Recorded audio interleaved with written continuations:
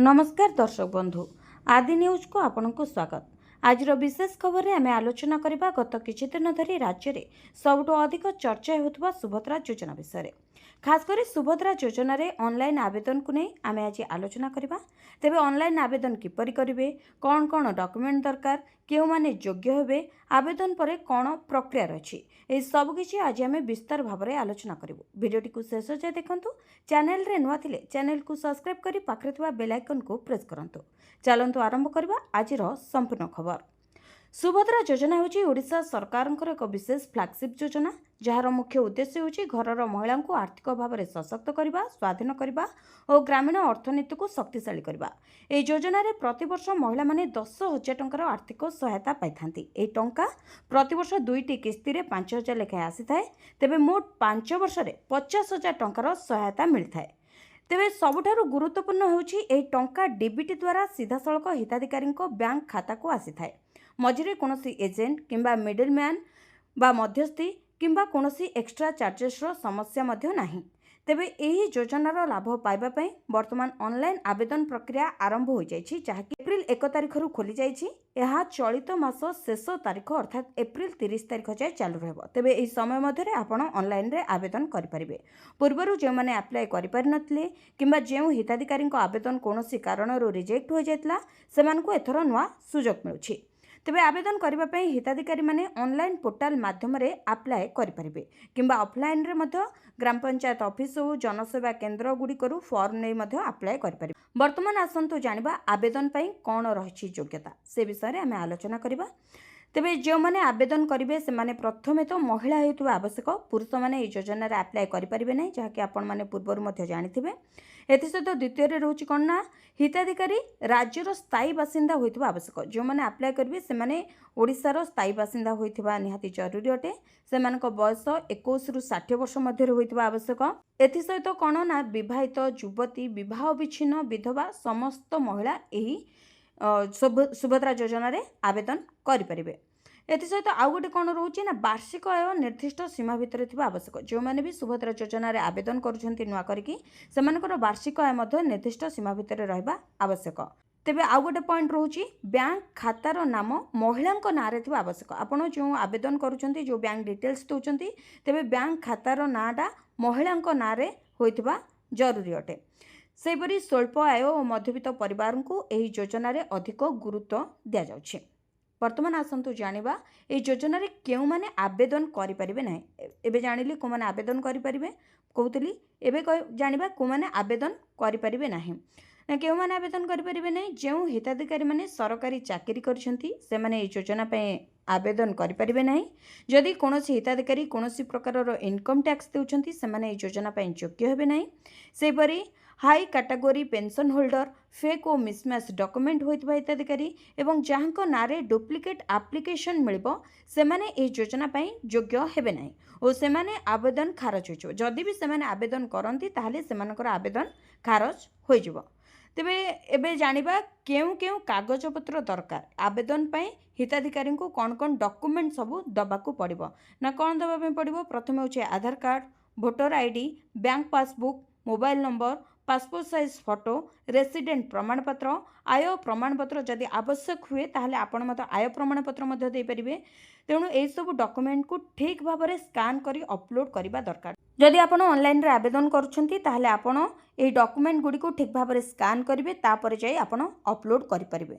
जदि आपणकर डॉक्यूमेंट छापसा किंबा मिसमैच डॉक्यूमेंट देबे ताहले आपणकर आवेदन खारज होइजो बा रिजेक्ट होइजो। तेणु डॉक्यूमेंट को ठीक भाव में एवं स्कान करंतु एवं डॉक्यूमेंट ठीक ठीक दियंतु, कोनोसी जिंस मिसमैच जेमती न हुए।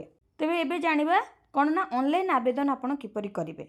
एपर्यंत आमे जानिले कौन डॉक्यूमेंट दरकार, केउ माने आवेदन करि परिबे, केउ माने योग्य, केउ माने अयोग्य, ए सब विषय रे जानले एबे जानिबा केउ माने ऑनलाइन रे आवेदन करि परिबे। प्रथमे पोर्टल खोलंतु, मोबाइल कंप्यूटर माध्यम रे ब्राउजर खोली सरकारी ऑफिशियल वेबसाइट को जांतु।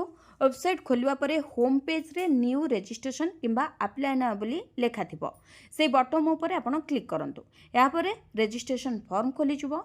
फॉर्म रे प्रथमे हिताधिकारी निज आधार नंबर, नाम, जन्म तारीख, मोबाइल नंबर भरिबाकू पड़िबो। या ठीक भाव में भरिबा अत्यंत जरूरी, कारण एही आवेदन रे आधार बेस्ड वेरिफिकेशन ହୋଇଥାଏ। ଏଥିସହିତ ସେମାନଙ୍କର ବୟସ, ଠିକଣା, ପରିବାର ସୂଚନା, ବିବାହ ସ୍ଥିତି ଆଦି ମଧ୍ୟ ଅପଲୋଡ଼ କରିବାକୁ ପଡ଼ିବ। ହିତାଧିକାରୀ ନିଜର ବ୍ୟକ୍ତିଗତ ବିବରଣୀ ସମାପ୍ତ ହେଲା ପରେ ହିତାଧିକାରୀ ନିଜର ଆଡ୍ରେସ୍ ଡିଟେଲ୍ସ ବା ଠିକଣା ଭରିବାକୁ ପଡ଼ିବ। ତେବେ ଆଡ୍ରେସ୍ ଡିଟେଲ୍ସରେ ହିତାଧିକାରୀମାନେ ନିଜର ଗାଁ, ପୋଷ୍ଟ ଅଫିସ୍, ବ୍ଲକ, ଜିଲ୍ଲା ଓ ସମ୍ପୂର୍ଣ୍ଣ ଘର ଠିକଣା ବା ରେସିଡେଣ୍ଟ ସାର୍ଟିଫିକେଟ୍ ଦେବାକୁ ପଡ଼ିବ।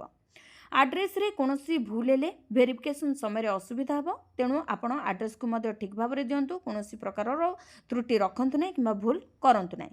ତେଣୁ ଏହି ଭାଗକୁ ମଧ୍ୟ ଠିକ୍ ଭାବରେ ଭରିବା ଆବଶ୍ୟକ। ଏହାପରେ ଆପଣ କ'ଣ କରିବେ ନା ହିତାଧିକାରୀଙ୍କୁ ବ୍ୟାଙ୍କ ବିବରଣୀ ଭରିବାକୁ ପଡ଼ିବ।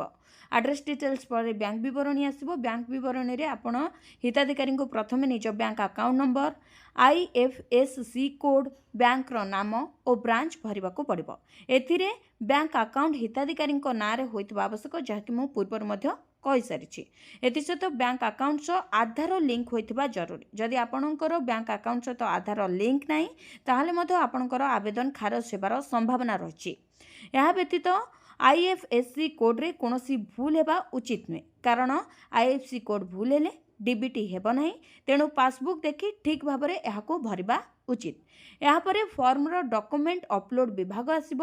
ଏଠାରେ ହିତାଧିକାରୀ ନିଜର ଆଧାର କାର୍ଡ଼, ରାସନ କାର୍ଡ଼, ବ୍ୟାଙ୍କ ପାସବୁକ୍ର ପ୍ରଥମ ପୃଷ୍ଠା ଅପଲୋଡ଼ କରିବେ। ତେବେ ଖାତାଟି ମହିଳାଙ୍କ ନାଁରେ ଥିବା ଆବଶ୍ୟକ। ସେପରି ରେସିଡେଣ୍ଟ ସାର୍ଟିଫିକେଟ୍ ବା ବାସସ୍ଥାନର ପ୍ରମାଣପତ୍ର, ଆୟ ପ୍ରମାଣପତ୍ର, ପାସପୋର୍ଟ ସାଇଜ୍ ଫଟୋ ମଧ୍ୟ ଆପଣଙ୍କୁ ଅପଲୋଡ଼ କରିବାକୁ ପଡ଼ିବ। ହିତାଧିକାରୀମାନେ ନିଜର ତଥ୍ୟକୁ ସ୍ପଷ୍ଟ ଭାବରେ ଅପଲୋଡ଼ କରନ୍ତୁ, ଯାହାକି ସ୍ପଷ୍ଟ ଭାବେ ପଢ଼ି ହେଉଥିବ ଏବଂ ତଥ୍ୟଟି ରିସେଣ୍ଟ ତଥ୍ୟ ବା ବର୍ତ୍ତମାନର ତଥ୍ୟ ହୋଇଥିବା ଆବଶ୍ୟକ।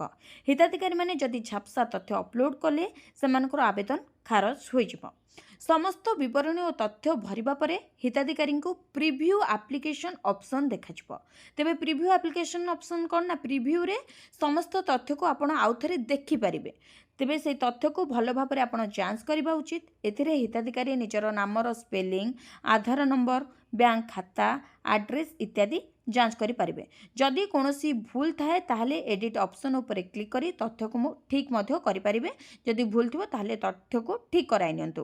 ତେବେ ପ୍ରିଭ୍ୟୁ ସଠିକ୍ ଥିଲେ ହିତାଧିକାରୀମାନେ ଆବେଦନ ଦାଖଲ କରିବା ଉପରେ କ୍ଲିକ୍ କରିବେ। ସବମିଟ୍ କଲାପରେ ସିଷ୍ଟମ୍ ଗୋଟିଏ ଆବେଦନ ନମ୍ବର ବା ସ୍ୱୀକୃତି ସଂଖ୍ୟା ଦେବ। ଏହି ସ୍ୱୀକୃତି ସଂଖ୍ୟାକୁ ଆପଣ ସ୍କ୍ରିନଶଟ୍ ନେଇପାରନ୍ତି କିମ୍ବା ନୋଟବୁକ୍ରେ ଲେଖି ରଖନ୍ତୁ, କାରଣ ଏହି ନମ୍ବର ଦ୍ୱାରା ହିତାଧିକାରୀ ଆଗକୁ ଆବେଦନର ସ୍ଥିତି ଯାଞ୍ଚ କରିପାରିବେ। ତେଣୁ ଏହି ନମ୍ବରକୁ ନୋଟ୍ କରି ରଖିବା ନିହାତି ଜରୁରୀ ଅଟେ। ରେଜିଷ୍ଟ୍ରେସନ୍ କାମରେ ମୋବାଇଲରେ OTP ଭେରିଫିକେସନ୍ ମଧ୍ୟ ହୋଇଥାଏ। ତେଣୁ ବ୍ୟବହୃତ ମୋବାଇଲ ନମ୍ବର ସକ୍ରିୟ ଓ ସଠିକ୍ ହେବା ଆବଶ୍ୟକ ଅଟେ। ଯେଉଁମାନେ ଅନଲାଇନ୍ରେ ଆପ୍ଲାଏ କରିପାରିବେ ନାହିଁ ସେମାନଙ୍କ ପାଇଁ ଅଫଲାଇନ୍ ରେଜିଷ୍ଟ୍ରେସନ୍ ପ୍ରକ୍ରିୟା ଖୁବ୍ ସହଜ। ହିତାଧିକାରୀ ପ୍ରଥମେ ଗ୍ରାମ ପଞ୍ଚାୟତ ଅଫିସ୍ ହେଉ, ବ୍ଲକ ଅଫିସ୍ କିମ୍ବା ନିକଟସ୍ଥ ଜନସେବା କେନ୍ଦ୍ରକୁ ଯାଇ ସେଠାରେ ସୁଭଦ୍ରା ଯୋଜନା ପାଇଁ ନିର୍ଦ୍ଦିଷ୍ଟ ଏକ ଆପ୍ଲିକେସନ୍ ଫର୍ମ ମିଳୁଛି। ସେହି ଆବେଦନ ଫର୍ମ ନେଇ ହିତାଧିକାରୀ ଏହାକୁ ଭରିବେ, ଯେଉଁଥିରେ ସେମାନଙ୍କର ନାମ, ବୟସ, ପରିବାର ସଦସ୍ୟଙ୍କ ତଥ୍ୟ, ରାସନ କାର୍ଡ଼ ନମ୍ବର, ଆଧାର ନମ୍ବର, ବ୍ୟାଙ୍କ ବିବରଣୀ ଇତ୍ୟାଦି ଭରିବାକୁ ପଡ଼ିବ।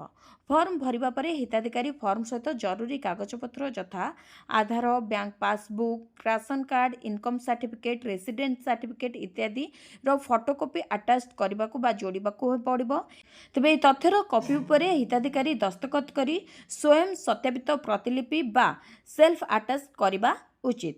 ତେବେ ଡକୁମେଣ୍ଟ ଆଟାଚ୍ କଲା ପରେ ଫର୍ମକୁ ପଞ୍ଚାୟତ ଅଫିସ୍ କିମ୍ବା CSCରେ ସବମିଟ୍ କରିବେ। ଏହାପରେ କର୍ମଚାରୀମାନେ ଫର୍ମର ପ୍ରାଥମିକ ଯାଞ୍ଚ କରନ୍ତି ଓ ହିତାଧିକାରୀଙ୍କୁ ସ୍ୱୀକୃତିପ୍ରାପ୍ତ ଏକ ସ୍ଲିପ୍ ଦିଅନ୍ତି। ଏହି ସ୍ଲିପ୍ରେ ଆପ୍ଲିକାଣ୍ଟ ନମ୍ବର ଓ ସବମିଶନର ଡେଟ୍ ଥାଏ, ତେଣୁ ସ୍ଲିପ୍ଟି ଯତ୍ନର ସହିତ ରଖିବା ଦରକାର। ତେବେ ସବମିଟ୍ କରିବା ପରେ କର୍ମଚାରୀମାନେ ତଥ୍ୟର ଯାଞ୍ଚ କରନ୍ତି। କେତେକ କ୍ଷେତ୍ରରେ ଅଧିକାରୀମାନେ କ୍ଷେତ୍ର ପରିଦର୍ଶନ ମଧ୍ୟ କରିଥାନ୍ତି। ସମସ୍ତ ତଥ୍ୟ ସଠିକ୍ ହେଲେ ଅଧିକାରୀମାନେ ଶେଷରେ ଅନୁମୋଦନ କରନ୍ତି। ଏହାପରେ DBT ଦ୍ୱାରା ହିତାଧିକାରୀଙ୍କ ଖାତାକୁ ଟଙ୍କା ଆସିଥାଏ। ତେବେ ଭିଡ଼ିଓଟି ଭଲ ଲାଗିଥିଲେ ଭିଡ଼ିଓଟିକୁ ଲାଇକ୍ କରିବେ, କମେଣ୍ଟ କରିବେ, ସେୟାର କରିବେ। ଚ୍ୟାନେଲକୁ ସବସ୍କ୍ରାଇବ୍ କରି ପାଖରେ ଥିବା ବେଲ୍ ଆଇକନ୍କୁ ପ୍ରେସ୍ କରିବେ।